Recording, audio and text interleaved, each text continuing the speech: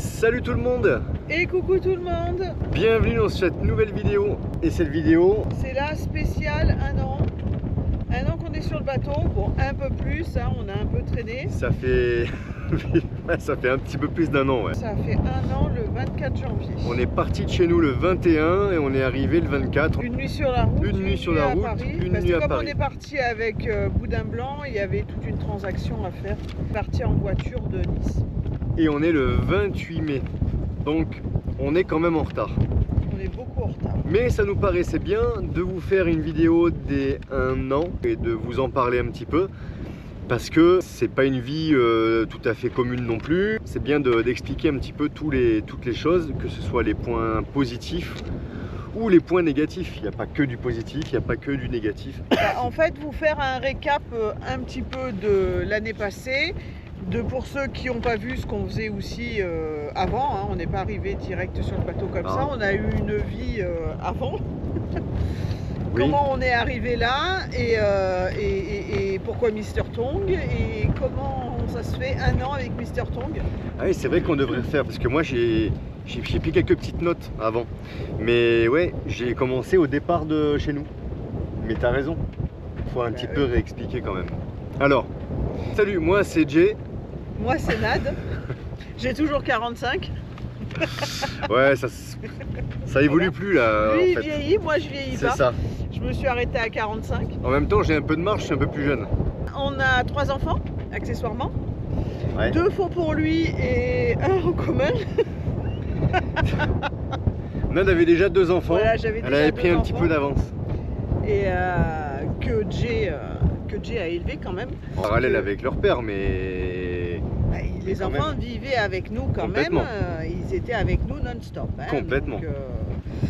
Donc oui, du coup, c'est Jay qui les a, voilà, il les a élevés comme ses enfants. Allez, on va faire les années de naissance pour faire simple. Non, pas du tout, mais ça, ils en ont rien à foutre des années de naissance. Pourquoi tu veux parler à des enfants? Ah, pardon. Alors, les années de naissance, 97, 98, 2006. Voilà. Tu t'en es souvenu, dis donc. Je sais les années, je sais pas les âges, c'est différent. Donc voilà. Donc, on a vraiment 2 grands. Un garçon, une fille, un garçon. Dont une fille qui vous avez suivi un peu, Elisa, qui est arrivée sur le bateau avec nous en Martinique, pas sur le bateau, mais avec en Martinique. Loulou, mais on est revenu avec les enfants au mois de juillet. Julien l'aîné qui est resté en métropole et Loulou qui est avec nous sur le bateau. Elisa a quitté le bateau, elle a trouvé du travail, un appartement. C'était le projet. Une voiture, c'était le projet, c'était un changement de vie comme nous. En fait, elle s'est servie un peu de notre changement de vie pour en profiter. Elle voulait aussi du changement. Voilà, elle voulait partir et vu qu'il y avait un pied à terre ici, c'était quand même beaucoup plus facile. Et je pense que c'est une très bonne chose. Oui. Et elle le vit très bien. Je crois qu'on ne délogerait plus d'ici. Pour l'instant, c'est clair. Le rythme de la vie martiniquaise. Donc, moi, avant, je travaillais pour mon mari en tant que secrétaire dans son entreprise. Et j'avais, entre autres, les enfants. Et j'avais un élevage canin familial. Hein. Très peu de portées par an, mais voilà, c'était plus une passion qu'autre chose. Et puis toi, tu avais l'entreprise. Et moi, j'étais jardinier paysagiste, plus jardinier que paysagiste d'ailleurs. Mais voilà, on faisait de la création de jardin et de l'entretien de jardin dans l'arrière-pays varois, en fait. Un peu en arrière de Fréjus, Cannes, disons, pour ceux qui connaissent. Lac de Saint-Cassien. On était très bien, on avait une jolie maison. On avait tout ce qu'il fallait. On vivait très bien, on partait en vacances. Mais on était au top du top. Mais Jay a pété un câble. Mais à un moment donné, bon, toi, tu pétais déjà un plomb, tu avais déjà des envies de partir et de changement avant. L'initiative est partie de moi. De la Guadeloupe en 2012, 13, je sais pas. Depuis 13. Ce moment-là où je suis venu en 2014, du moment où je suis venu en Guadeloupe, je suis reparti, j'ai fait une dépression, je voulais me barrer, mais il n'était pas prêt. Non, j'étais pas prêt, l'entreprise avait 10 ans, pas tout à fait. C'est ça. Et donc elle était en pleine, pleine évolution, il y avait plein de choses encore à faire, j'avais pas encore fait le tour tout simplement de ce projet-là d'entreprise. Et donc voilà, et on a bien fait de continuer, en tout cas financièrement parlant, puisque l'entreprise a tourné après et voilà, on a continué à évoluer, on a fait plein de super belles choses avec les équipes, on a fait des super beaux jardins, on a entretenu aussi des super beaux jardins. Voilà, j'avais une très bonne relation avec mes clients. T'avais plus peur aussi du fait de partir tout quitter comme ça. Disons que... Moi je l'avais déjà fait puisque j'avais déjà été mariée et je vivais pas au même endroit. Donc j'étais partie comme ça avec mes enfants, mes valises. Ça me faisait pas peur de changer. Toi, mais moi, c'était pas le fait de quitter. Comme ça souffle, là, on va s'envoler. Hein. Le truc, la peur, c'était pas ça. La crainte, c'était pas la crainte de quitter ce qu'on avait. Le truc, c'est surtout que on était en Guadeloupe pour 10 jours. Nad, elle a eu un coup de cœur pour la Guadeloupe, ok, pas de problème. Après, à cette époque-là, si on partait de chez nous et qu'on quittait tout ça, c'était pour aller en Guadeloupe. Quand tu es en Guadeloupe et que tu vis en Guadeloupe et que tu travailles en Guadeloupe et que tu as ta situation là-bas, enfin en Guadeloupe, en Martinique, peu importe, sur une île, quand tu pars en vacances, tout de suite il faut prendre un bateau, tout de suite il faut prendre un avion. C'est plus compliqué. Le week-end, tu pars en voiture, ok, mais tu as vite fait le tour de l'île aussi. Donc si c'est pour t'emmerder au bout d'un an ou un an et demi ou 2 ans, parce que tu as fait le tour de tout ce qu'il y avait autour, moi c'est de ça que j'avais peur. J'avais pas forcément envie de déménager pour aller vivre sur une île et rester sur une île. Là, le projet il est différent. On est en bateau, on bouge. On aura un peu moins de vent ici. Donc bon voilà, bref, moi ça me bottait pas du tout au départ de partir, de vivre sur une île pour ne pas bouger de l'île et rester un peu, j'avais un peu peur de rester prisonnier, tout ça. Et puis on avait voilà, des projets pro. Et puis la maison, on venait d'arriver dans la maison relativement peu de temps avant. L'histoire n'aurait pas du tout été la même. C'était pas le bon moment pour faire ce projet tel qu'on voulait le faire. Et puis en 2014, franchement, tu m'aurais dit, tu déménages, tu vends la maison, tu pars en catamaran, je t'aurais dit ouais, ok. C'était pas du tout en... on n'avait jamais fait de voile, de machin, enfin voilà, c'était pas notre... C'était même pas du tout le rayon catamaran, pas du tout. C'était on plaque tout et on va vivre... Mais toujours est-il que les années ont passé, l'entreprise a évolué, les travaux de la maison ont été faits. Puis moi je suis arrivé à un moment où on avait des équipes qui bossaient. Pour ceux qui sont entrepreneurs et qui supervisent des gens, voilà, c'est très compliqué, l'humain est très compliqué. Et voilà, bref, j'ai pété un plomb à un moment donné, j'ai dit j'en ai marre, on plaque tout, on vend l'entreprise.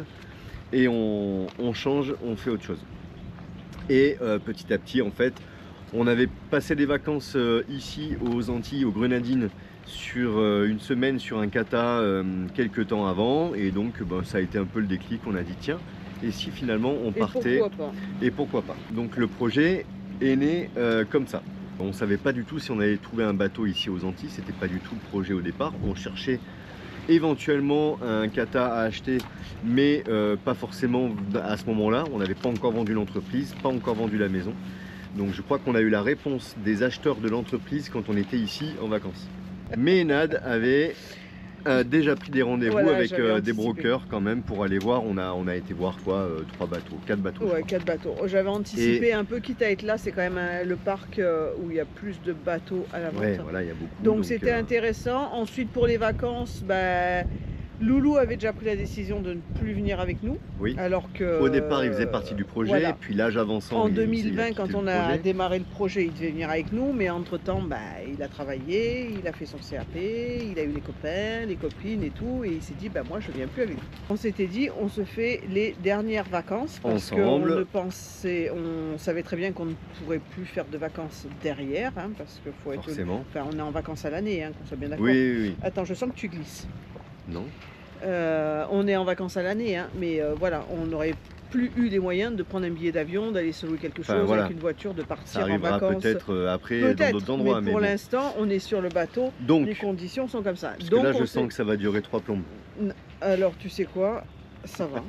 Donc du coup, on est venu avec Loulou pendant presque 15 jours ici en Martinique et on a visité les bateaux. Voilà, on a rencontré. On avait vu les photos de Mister Tong avant, ça me plaisait pas du tout. Je vais être très clair dans le truc. On l'a quand même visité parce que Brooker nous a dit bon visitez-le quand même.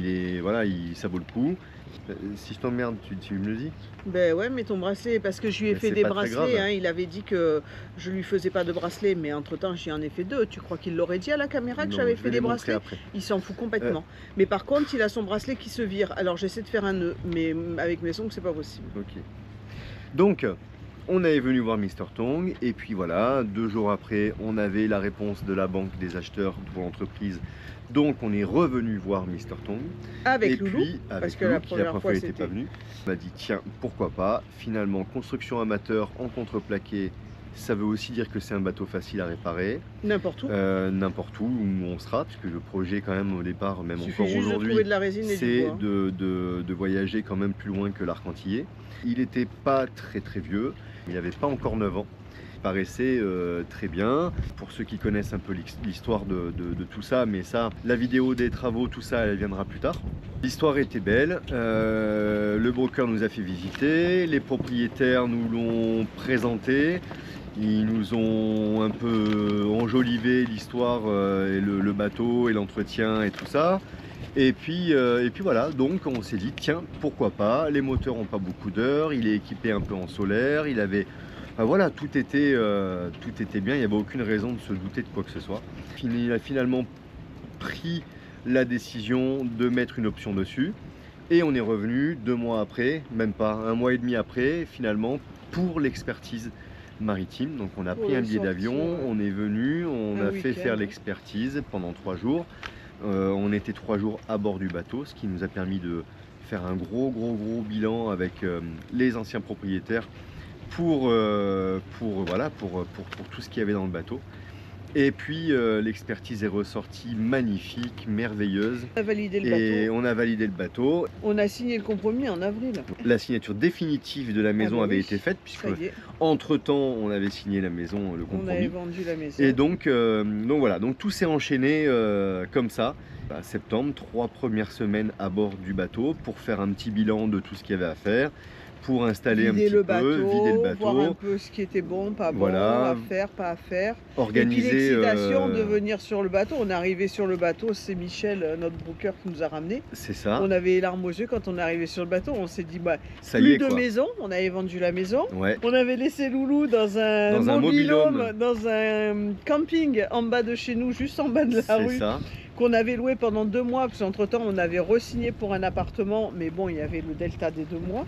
Et là, on a voulu faire une journée voile pour essayer le bateau avec un skipper, et on n'a pas pu parce que les premières découvertes de travaux, de pourriture de bois, donc pas de journée voile. Donc petite frustration parce que pendant 3 semaines être là et même pas pouvoir sortir à la voile. Oui, on est parti, on était sur une bouée au marin. Donc on est parti de la bouée au marin, on est venu faire un tour jusqu'à Sainte-Anne. Je sais même pas si on a acheté l'ancre. Non, on n'a pas acheté l'ancre parce que... non du tout, on a fait un tour. C'était la fin de journée, machin et tout. Le temps de réarmer le bateau, de s'apercevoir qu'il y avait le truc qui allait pas et tout. On est arrivé à Sainte-Anne, il devait être presque 17 h, c'était trop tard pour y rester plus longtemps. Donc on a fait 2 tours, 2 ronds dans l'eau ici. On a manœuvré un tout petit peu le bateau et on était déjà reparti à la bouée. On est rentré en métro, on s'est organisé de la signature du nouvel appartement, de tout aménager l'appartement. On a finalisé tous nos trucs là-bas. Voilà, on ouvre la partie, location de voiture, on charge la voiture, départ. On charge la voiture, départ 21 janvier 2024. Voilà, on est parti. Pour un emménagement définitif sur le bateau. C'est ça. Le 24 janvier 2025, ça faisait 1 an. Et 1 an. Et donc, le retour de ces 1 an, eh ben le retour de ces 1 an. Pourquoi tu parles de l'autre côté, toi? Ah, je pars pas, c'est ta caméra qui part. Ah ouais. Ça va bien se passer. Donc du coup, le 24 janvier, on savait qu'on arrivait sur le bateau, mais on repartait courant juin pour aller faire l'anniversaire des enfants.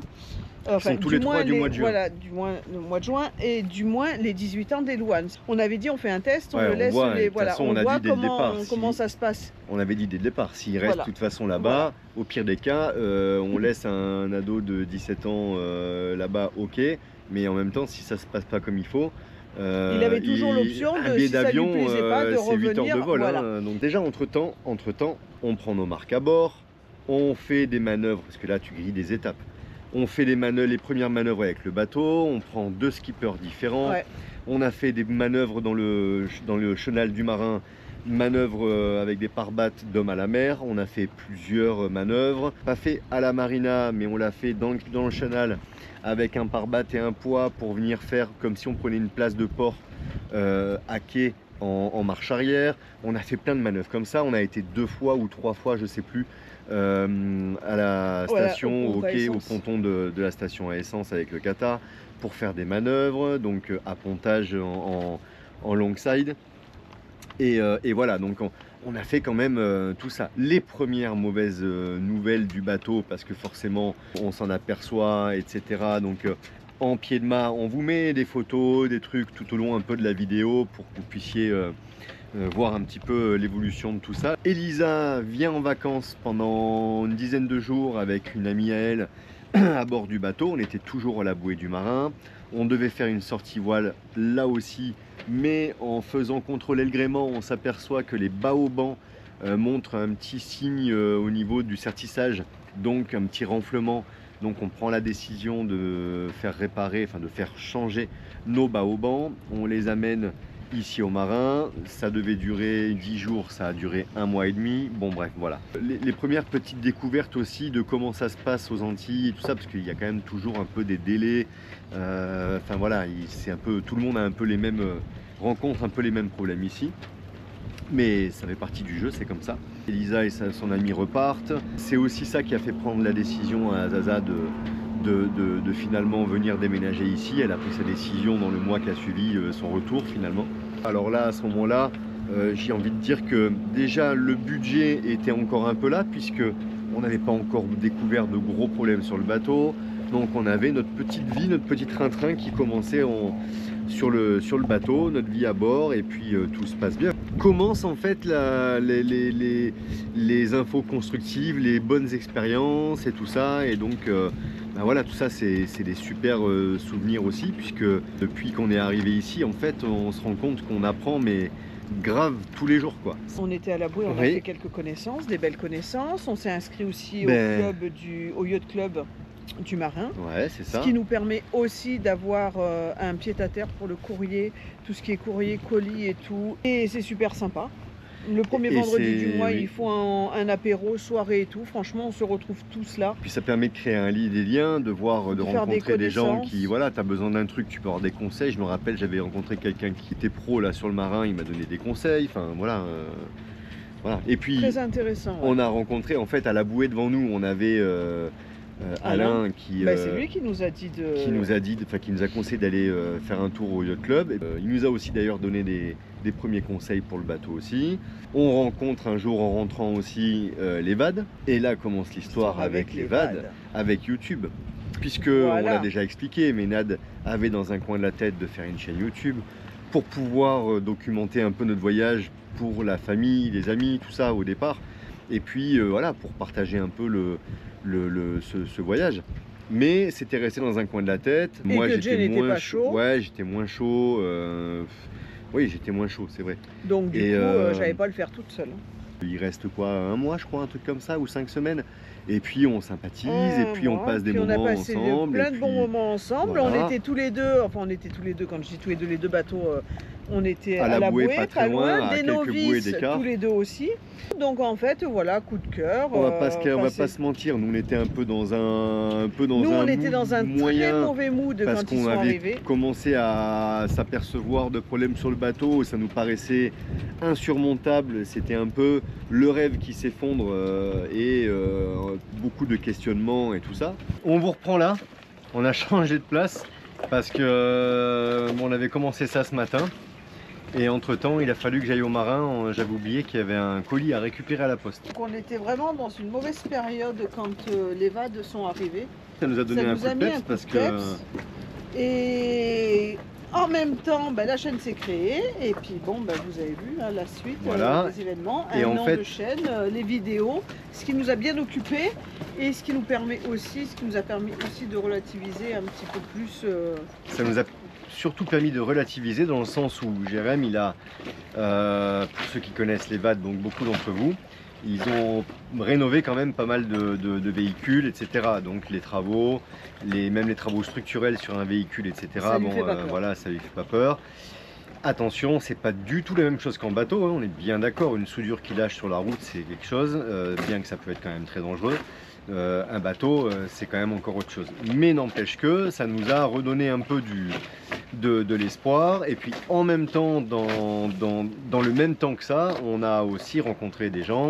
Et puis au fur et à mesure du temps, voilà, une rencontre, une autre, un constructeur de bateau, un propriétaire de bateau en bois. Et en fait, ben, tout ça mis bout à bout, ben, ça nous a fait relativiser en disant, tiens, ben, en fait, tout est possible. Parce qu'on n'arrivait pas à avoir quoi que ce soit, ni comme renseignement, ni gain de cause, ni rien du tout avec l'expert. La chaîne a commencé à ce moment-là, c'est-à-dire en avril, en mai l'année dernière. Ensuite, donc, on est retourné en métropole, c'est ce qu'on vous expliquait avant. Et puis, ben, là, Elisa avait, suite à ses vacances, Elisa s'était motivée à venir ici nous rejoindre. Entre-temps, Loulou, ben, il s'est aperçu que ben, tester le bateau, ce serait pas mal aussi. En fait, on est revenu au mois de juillet à 4. Voilà. Avec 2 bagages de plus. C'est ça. Et Elisa est restée relativement peu de temps au bateau parce que de toute façon c'était juste une transition pour le temps de trouver un boulot, un appartement. Le boulot sous 10 jours et l'appart après, je crois qu'en 3 semaines ou un mois c'était fait. Enfin, bon, voilà. Le programme devait se faire à 2 au départ sur un bateau normal et tout, en fait a été un peu bouleversé par les mauvaises surprises du bateau et tous ces soucis là, et puis ça a été rebouleversé derrière après parce que du coup ben, on n'était plus que 2 à bord du bateau. On avait déjà commencé quelques travaux avant avec Nad et donc on savait qu'on avait un programme de travaux un peu défini quand même, qui allait être un peu dicté par la question financière forcément, puisque tout ça, ça inclut beaucoup des gros frais. Loulou nous a aidé à faire ça et ben, on a fait ce que beaucoup d'entre vous ont vu dans les vidéos on va dire du mois de juin à octobre. La vie a commencé à prendre, en fait on a pris nos marques à 3 sur le bateau. On avait déjà pris nos marques à 2. Nous oui. Et il a fallu qu'on reprenne nos marques en juillet à 4, puis à 3. Parce que Elisa, elle est peut-être restée quand même, elle a dû rester quand même 2 mois sur le bateau, sachant qu'elle a travaillé pratiquement de suite. Oui. Donc l'organisation, elle travaillait à terre hein, tous les jours, donc c'est en annexe, toute une organisation. Et puis commencer les premières navigations. Pendant toute cette période là jusqu'à octobre, novembre même, on a fait tout ça. Ensuite les VAD avant les premières navigations, oui on avait fait une fois les Anses d'Arlet. On venait juste à Sainte-Anne. Voilà, on venait juste à Sainte-Anne, les plages juste à côté. On a fait une fois les Anses d'Arlet un peu plus haut. Et puis les VAD sont revenus pour faire le carénage de leur bateau en novembre. Donc on avait prévu nous de rester là parce que ben, ça nous intéressait déjà pour leur rendre service, parce que c'est toujours plus facile et plus agréable à plusieurs qu'à 2 évidemment. Et puis en plus de ça, ça nous faisait aussi, nous on va avoir le carénage de notre bateau à faire à un moment donné aussi.